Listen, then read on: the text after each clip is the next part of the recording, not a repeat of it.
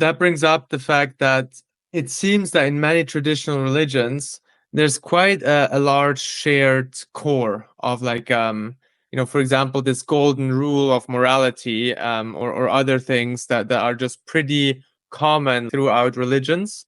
And especially if you look at kind of their esoteric dimensions, they are remarkably similar. Whereas like a lot of the potentially exoteric kind of,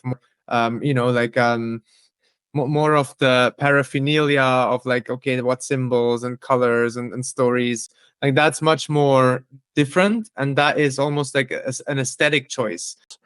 Yeah, but staying on the core side, yeah, so you could go probably and make a good first pass of going through all of those religions, finding, hey, what are or going through these practices, spiritual practices, whatever, find what are the overlaps, make this a nice first pass, and then go with that. And then, yeah, let just people add to it and see who opts into what. Like it would be interesting to see like a somewhat of a formalized element of this, right? Where you just sit down for yourself when you read a little bit of things and say, hey, these are actually the things that I want. And like, I think while formalization, there is an issue, it's still good to formalize, for yourself. It's just a nice exercise of also creating clarity for you. And also things about like your worldview, right? It's not only the negatives, right?